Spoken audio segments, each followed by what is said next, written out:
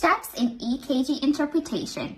There are 5 steps that I'll be going through today. Step number 1, you want to determine the heart rate. Is it normal, 60 to 100 beats per minute, or is it sinus bradycardia or sinus tachycardia? You want to count a 6-second strip and then multiply this by 10. Step number 2, determine the rhythm. Is it regular or irregular? To understand this, you have to look at the R's. Are they regular from the QRS complex? Are the R's regular? Step number 3, evaluate the P wave. Is it present? Is it regular? Is there a P wave for every QRS complex?